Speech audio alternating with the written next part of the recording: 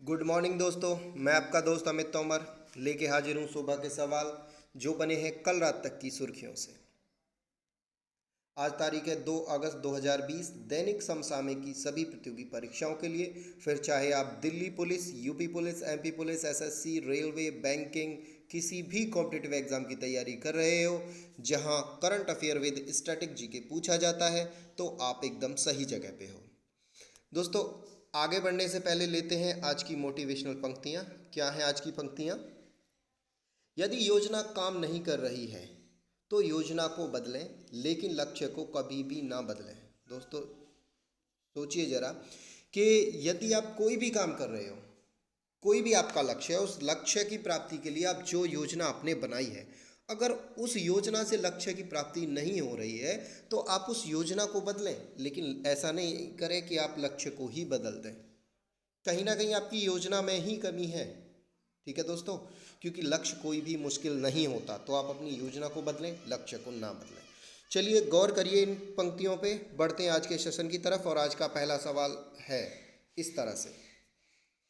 किस space agency ने अपना परसेवेरेंस नामक मार्स रोवर सफलतापूर्वक लॉन्च किया है?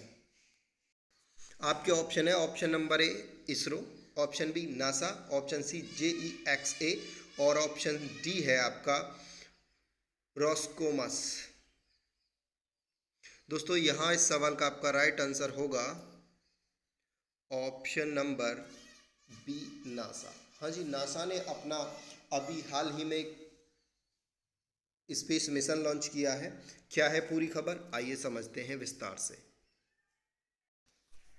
दोस्तों, स्पेस एजेंसी नासा ने मंगल ग्रह पर जीवन के संकेतों की तलाश करने के लिए एटलस 5 नामक रॉकेट से, दोस्तों यहाँ आपको रॉकेट का नाम याद रखना है, एटलस 5 नामक रॉकेट की मदद से फ्लोरिडा, जहाँ से लॉन्च किया उस जगह का नाम है फ्लोरिडा, फ्लोरिडा के कैप कैनावेरल से मार्स रोवर परसेवेरेंस का सफलतापूर्वक लॉन्च किया है।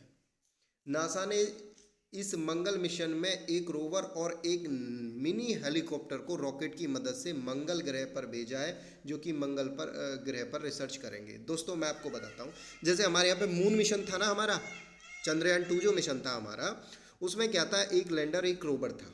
रोवर क्या था कि लैंडर से रोवर जो है वहाँ मून की सतह पर चलना था। ऐसे ही इन्होंने यहाँ क्या किया है, इन्होंने एक स्टेप और ज़्यादा लिया है कि रोवर जैसे इनका उतर जाएगा सतह पर मंगल ग्रह की पे, उसके बाद उसमें से एक हेलीकॉप्टर निकलेगा और वो हेलीकॉप्टर उड़ के उसके चारों ओर उड़ेगा, तो वहाँ से वो अच्छी जानकारी प्राप्त करके इन्हें देगा। ठीक है दोस्तों, यह रॉकेट मंगल ग्रह पर तकरीबन 300 मिलियन की दूरी तय करके 300 मिलियन की दूरी तय करके 18 फरवरी 2021 को मंगल की सतह पर उतरेगा।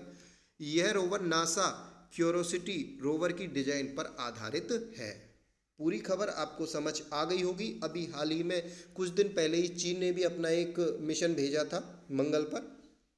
इन दोनों मिशनों में अंतर क्या है कि इन्होंने अपने रोवर में जो है हेलीकॉप्टर भी लगाया है, हेलीकॉप्टर भी निकलेगा, लेकिन चीन वाले में हेलीकॉप्टर नहीं है। ठीक है दोस्तों, चलिए बढ़ते हैं अगले प्रश्न की तरफ।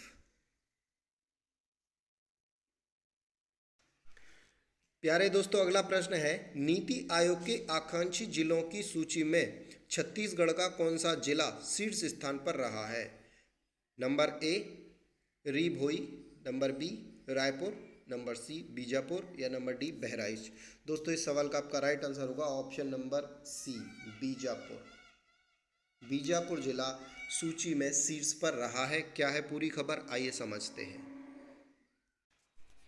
दोस्तों, नीति आयोग के आकांक्षी जिलों की सूची में छत्तीसगढ़ राज्य का बीजापुर जिला शीर्ष स्थान पर रहा। आकांक्षी जिलों की सूची में मेघालय राज्य का री भोई जिला दूसरे स्थान पर, जबकि उत्तर प्रदेश राज्य का बहराइच जिला तीसरे स्थान पर रहा। ये आपको याद रखने हैं, री भोई दूसरा और बहराइच तीसरे स्थान पर रहा। ठीक है दोस्तों, आकांक्षी जिलों की सूची में कुल 112 जिले थे, जिसमें स्वस्थ पोषण तथा शिक्षा समेत 6 विकासात्मक क्षेत्रों में हुई प्रगति के आधार पर यह रैंकिंग सौंपी गई।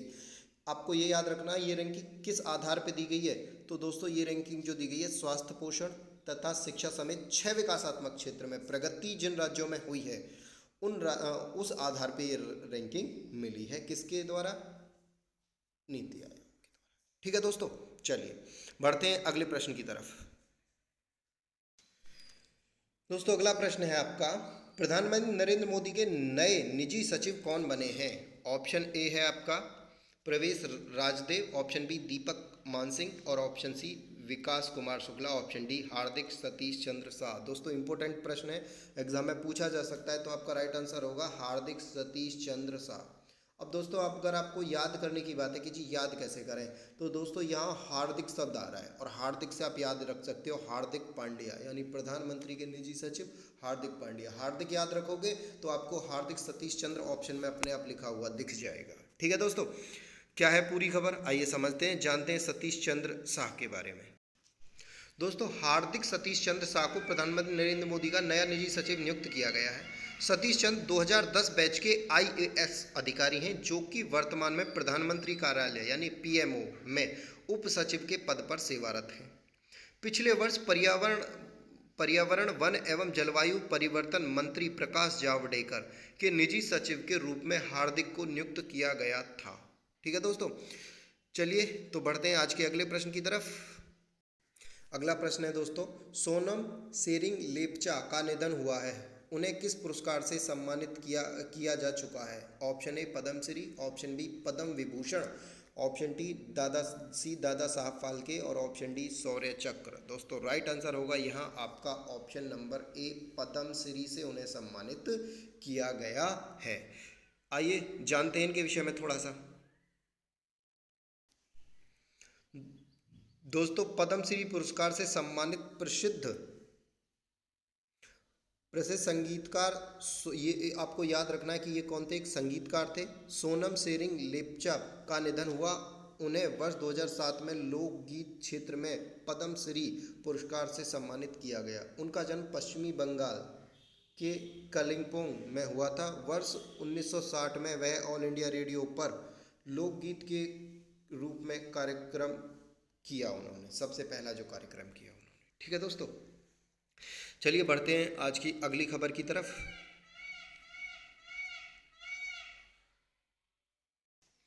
दोस्तों अगला प्रश्न है आपका, ICRA रेटिंग एजेंसी के नए MD और CEO कौन बने हैं? Option A HK Oli, B N Sivaraman, C VK Sagwan या डी R श्रीवास्तव। यहाँ पे आपका राइट आंसर होगा दोस्तों option B N Sivaraman. N Sivaraman के विषय में थोड़ा सा समझते हैं, जानते हैं। दोस्तों ICRA रेटिंग एजेंसी के नए प्रबंधक निदेशक एवं मुख्य कार्यकारी अधिकारी के रूप में N शिवरामन को नियुक्त किया गया है। शिवरामन को वर्तमान में ICRA रेटिंग एजेंसी के CEO नरेश ठक्कर की जगह, किसकी जगह लेना है ये आपको याद रखना है, नरेश ठक्कर की जगह नियुक्त किया गया है। इनका जो कार्यकाल होगा वो अगले 3 वर्षों तक रहेगा। यह पद लास्ट अगस्त 2019 से खाली पड़ा था, जिसे अब N शिवरामन संभालेंगे। IRC का जो मुख्यालय है वो गुड़गांव में स्थित है और इसके वर्तमान गैर कार्यकारी अध्यक्ष जो है वो अरुण दुग्गल हैं। आपसे पूछा जाए जी वर्तमान गैर कार्यकारी अध्यक्ष कौन है, तो अरुण दुग्गल। अब यहाँ आपको एक प्रश्न मुझे बताना है कि दोस्तों जो ICRA है, ICRA इसकी फुल फॉर्म आपको मुझे बतानी है कमेंट बॉक्स में ज़रूर। ICRA की फुल फॉर्म आपको ज़रूर बतानी है। ठीक है दोस्तों, कमेंट करिए। चलिए बढ़ते हैं अगले प्रश्न की तरफ। और दोस्तों एक बहुत अच्छा प्रश्न आ रहा है, वही वाला जो दंगल मूवी में कहा है कि मारी चोरियां चोरों से कम है के। देखिए प्रश्न क्या है, हरियाणा सरकार ने खेल उप विभाग में उप निर्देशक के रूप में किसे नियुक्त किया गया है, किसे नियुक्त किया है? Option A Babita Phogat, option B Kavita Dalal, option C PV Sindhu और ऑप्शन डी ए तथा बी दोनों। तो इस सवाल का राइट आंसर है ऑप्शन नंबर डी ए तथा बी दोनों, यानी बबीता फोगाट और कविता दलाल को हरियाणा सरकार ने खेल विभाग में उप निर्देशक के रूप में नियुक्त किया है। क्या है पूरा मामला, आइए देखते हैं। दोस्तों हरियाणा सरकार ने खेल विभाग के उप निर्देशक के रूप में बबीता फोगाट और कविता दलाल को नियुक्त किया है। बबीता फोगाट इससे पहले हरियाणा पुलिस में उप निरीक्षक के रूप में कार्यरत थीं, लेकिन उन्होंने पिछले वर्ष विधानसभा चुनाव लड़ने के लिए अपने पद से इस्तीफा दिया था। बबीता फोगाट और कविता दलाल को हरियाणा उत्कृष्ट खिलाड़ी भर्ती में सेवा अधिनियम 2018 के तहत इस पद पर नियुक्त किया है। ठीक है दोस्तों, चलिए बढ़ते हैं आज की अगली खबर की तरफ। दोस्तों ये क्वेश्चन बहुत इंपॉर्टेंट है, मैंने कुछ दिन पहले भी इस क्वेश्चन से रिलेटेड ही एक प्रश्न आपको करवाया था। 53वें BIEL Biel international chess festival की पैरेड सेक्शन में पी हरिकृष्ण ने कौन सा स्थान हासिल किया है। दोस्तों मैंने कुछ दिन पहले प्रश्न कराया था पी हरिकृष्ण ने किसको हराया है और आज उसकी रैंकिंग में कौन सा स्थान पी हरिकृष्ण ने लिया है। तो दोस्तों ये आपका ऑप्शन दूसरा, ऑप्शन 5वां, 7वां और 11वां, राइट आंसर होगा ऑप्शन नंबर ए दूसरा। ठीक है दोस्तों, चलिए बढ़ते हैं इस खबर की डिटेल नॉलेज के लिए। दोस्तों 53वें BIEL Biel international chess festival की रैपिड सेक्शन में पी श्री हरिकृष्ण ने दूसरा स्थान हासिल किया है। पी श्री हरिकृष्ण इससे पहले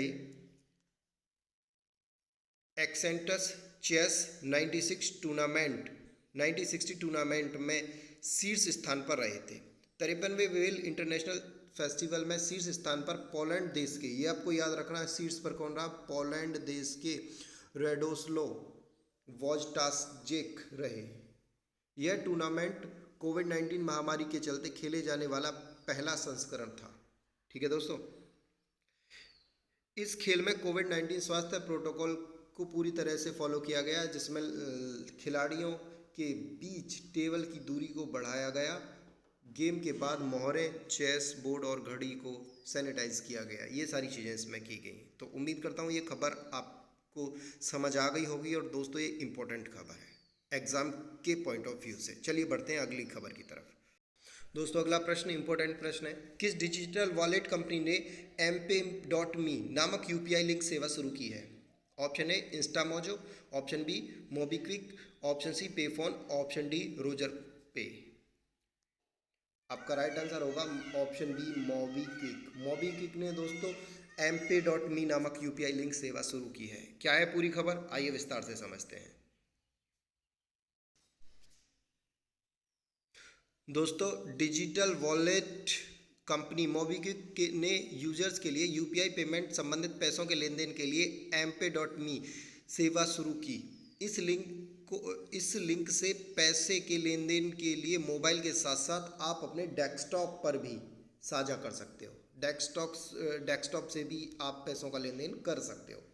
मोबीक्विक ने मिनी निजी भुगतान गेटवे की तर्ज पर इस सेवा को शुरू किया है। इस लिंक का उपयोग किसी भी UPI एप्लीकेशन, चाहे आप गूगल पे, फ़ोनपे, पेटीएम, मोबीक्विक आदि के माध्यम से करके पैसों का लेन देन कर सकते हो।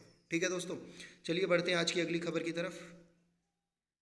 अगला प्रश्न है दोस्तों, भारतीय मूल के राजनेता प्रीतम सिंह को किस देश में पहली बार विपक्ष का नेता नामित किया गया है।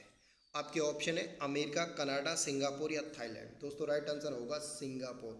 सिंगापुर में भारतीय मूल के राजनेता प्रीतम सिंह को विपक्ष का नेता नामित किया गया है, ये पहली बार हुआ है। ठीक है दोस्तों, चलिए अगला प्रश्न की तरफ बढ़ते हैं, जो कि आज का आखिरी प्रश्न भी है। क्या कहता है आज का आखिरी प्रश्न। आखिरी प्रश्न है आज का, किस राज्य में उप उष्णकटिबंधीय फल एक्सपो 2020 का आयोजन किया गया। ऑप्शन ए हरियाणा, केरल, महाराष्ट्र या दिल्ली। आपका राइट आंसर होगा यहाँ हरियाणा में उप उष्णकटिबंधीय फल एक्सपो 2020 का आयोजन किया गया। उम्मीद करता हूँ ये प्रश्न आपको के लिए इम्पोर्टेंट होंगे और आगामी परीक्षा में आपकी इनमें से ज़रूर ज़्यादा से ज़्यादा प्रश्न आपके एग्जाम में आएंगे। ठीक है दोस्तों, चलिए बढ़ते हैं आज की कुछ इंपॉर्टेंट बुक्स की तरफ। और आज की इंपॉर्टेंट बुक्स इस तरह से हैं। पहली बुक है आपकी श्रीदेवी गर्ल्स वुमेन सुपरस्टार, जो लिखी गई है सत्यार्थ नायक के द्वारा। इंपॉर्टेंट किताब है, एग्जाम में पूछी जा सकती है। दूसरी है कश्मीर अनटोल्ड स्टोरी डिक्लासिफाइड, जो लिखी गई है इकबाल चंद मल्होत्रा एंड मरूफ राजा के द्वारा। तो दोस्तों ये आज की 2 इंपॉर्टेंट बुक हैं। उम्मीद करता हूँ ये सेशन आपको पसंद आया होगा, और अगर आपको पसंद आया तो इसे शेयर करने में अपने दोस्तों के साथ कंजूसी ना करें। मैं आपके लिए डेली ये सेशन लेके आता रहूँगा। चलिए मिलते हैं कल की क्लास में, तब तक घर पे रहिए, सुरक्षित रहिए।